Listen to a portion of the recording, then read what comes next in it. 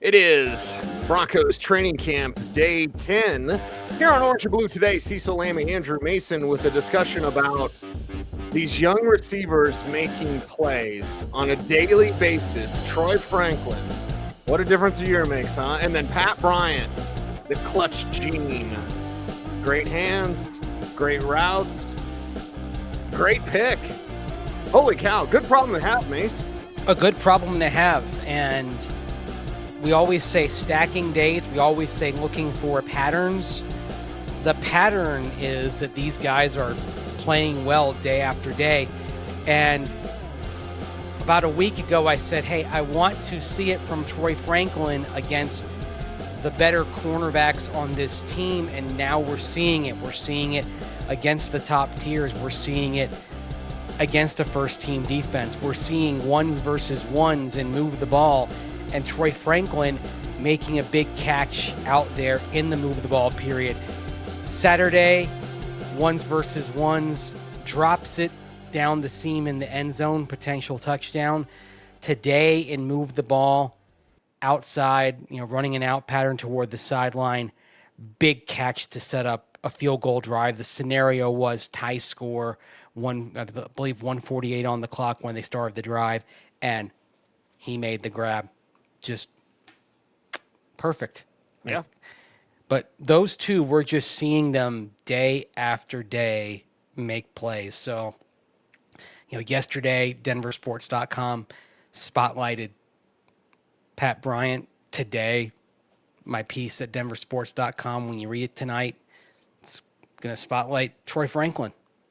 It's not that Pat Bryant didn't have a big day. It's just, you got to,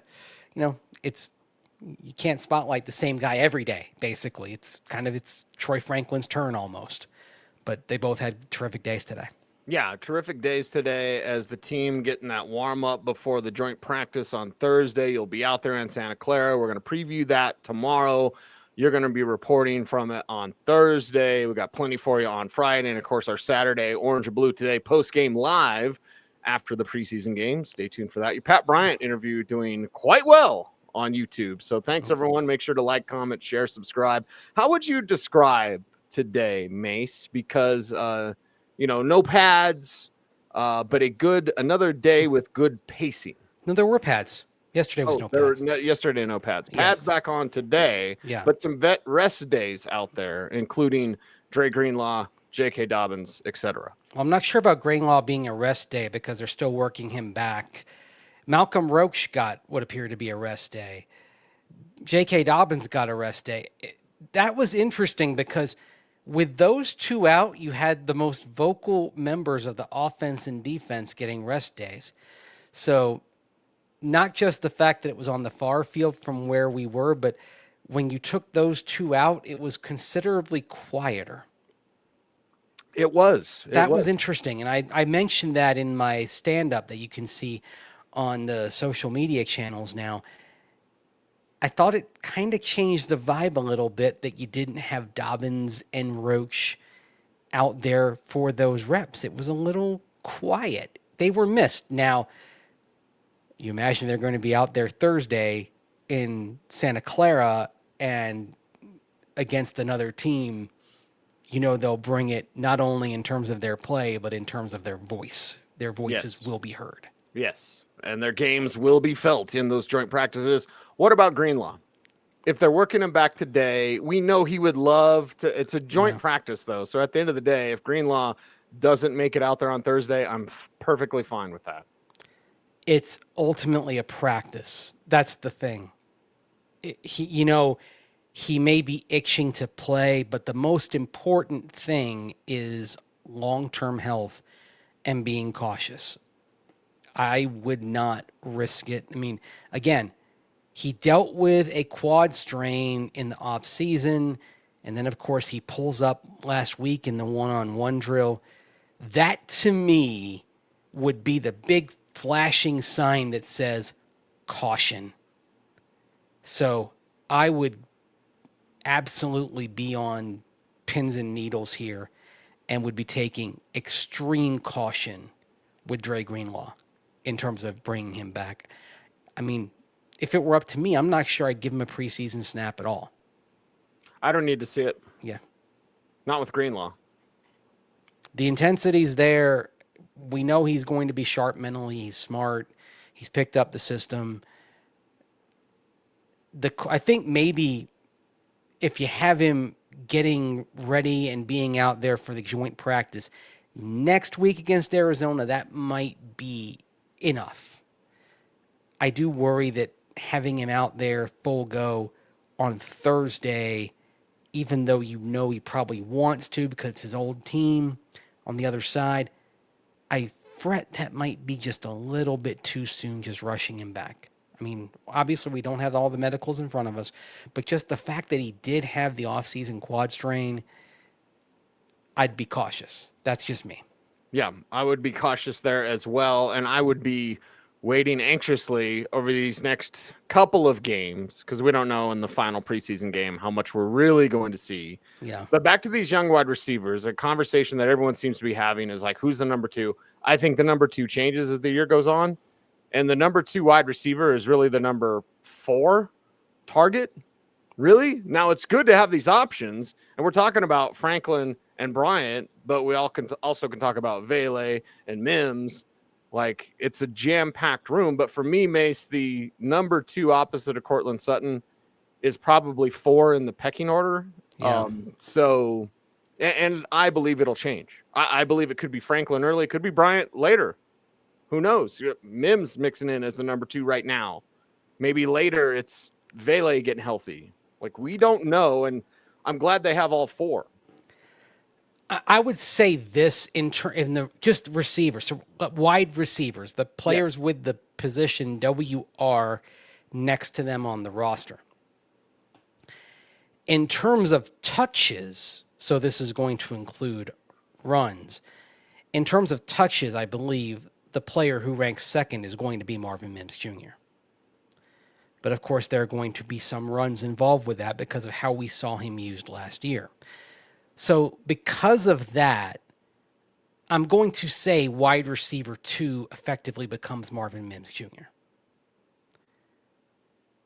Wide receiver 3 is where it gets interesting. And that's where I think we could see that change, like you say, throughout the year. Maybe there's an injury involved. Maybe just we see in practice somebody grows, or somebody gets out there and then maybe doesn't do quite as well as you expect. Maybe the practice field does not translate to the game. I mean, that's the thing. We're, as Allen Iverson said, we're talking about practice, and we can get excited, and certainly we can disseminate this to the nth degree, but the lights go on and it could change things. I mean, that is the other thing. We get the data points from the games as well, and those do matter because Sean Payton does play his players in the preseason. This is not Nathaniel Hackett. This is not Sean McVay. He will play his players and his starters in the preseason, and those are going to count in terms of the decisions. I mean, we do know that on Saturday there will be somebody who probably surprises us that we haven't really talked about yet. And maybe there'll be a player who has flashed on the practice field who doesn't quite have it in the same way in the game. And maybe there's a player who has been a little bit more lost in the shuffle. I mean, we talk about Devon Vele, and we've said, okay, Vele has, of these 3, Franklin, Vele, Bryant, that Vele has probably been third among those 3 in terms of how his camp has gone. Would you agree with me on that? I would agree with you on that. And he seems to be bothered by. Did Joe Lombardi say something about that today? I was not at Joe Lombardi. I was okay. at Vance Joseph. All right. Yeah, they were saying that. I think Zach and Phil were like, I think Lombardi said he was like a little banged up or he's dealing with something. Yeah. He just doesn't look like Vele. And he did miss the end of minicamp. So, yeah, I've not listened to all of Joe Lombardi yet. I've listened to all of Vance Joseph, but not all of Joe Lombardi yet. Okay. So, but we do know he was injured in minicamp, and that's where we saw Pat Bryant start to emerge. So, that being said, Vele could go out there, have the best game of those 3, and the scales could tilt toward him again. I mean, that's That's the way these things often go. We don't know. I mean, we at this point we are trying to piece together the puzzle without having all the jigsaw pieces right now. Right. And we're going with the information that we have from our eyes, but the more information is coming in the games, and it will be the collective that makes the decisions for all of these positions. But we really wanted to highlight these young receivers today, just because you mentioned how the spotlight can be different every single day. Yeah, but Pat Bryant, I mean, on a daily basis, cutting a rug, showing the concentration, getting 2 feet down, body control. Like, yeah, okay, he's not fast. I don't care. I don't care. He knows how to get open, and he's going to catch most everything you throw his way. Yeah. Most everything, because you would like him to cut the drops a little bit, although there was one that he almost got to. It wasn't a drop. It was actually one where Bo kind of threw it a little too far beyond his reach. He almost got it. It was down near the right sideline, and Bo just kind of placed it a little bit too far. And Brian actually did a great job almost getting to it today, but he didn't. But there were still some other terrific plays from him over the course of the day. And the interesting thing about how they were working Brian around, like he was seeing some snaps with Bo Nix. He was getting some passes from Jarrett Stidham. He was getting some passes from Sam Ehlinger. It was like he was like all over the place, like snaps with every unit and making plays with every quarterback. Just Mr. Trustworthy. Mm-hmm. Doesn't matter which quarterback he's out there with. He's getting open and he's the guy that they're turning to. That says a lot too. Yeah, he's getting those opportunities, and he's paying off what the coaches have as far as the vision for him goes. And we'll see what that leads to in week 1. But I know Evan Ingram's going to make a bunch of plays, 100 targets. Courtland Sutton's going to make a bunch of plays, 100-plus targets. And then after that, it's like, okay, probably R.J. Harvey as the third kind of receiver if we just take all receiving options. If he is going to have a Kamara-like season as a receiver, that's 81 catches. I'm not saying 81. I like saying 50, but I think 50 might be too low for R.J. Harvey. So it's got a lot of things. Before we get to Mims or Vele or Franklin or Bryant, we got to get past those big three. Well, the other thing with R.J. Harvey, though, is how often is he out there in pass situations, even though he is a dynamic target, we know he has a long way to go in pass protection, so does that limit the amount of times he's out there in pass situations? Do we see maybe that number of receptions drop a bit because J.K. Dobbins is out there more in those situations? Because if you have to ask the running back to stay in and protect, that's simply something that Dobbins can do better right now. Right. That's something to consider as well. Maybe the third target is the split Harvey/Dobbins. It's running back to be named here, and it's both of them.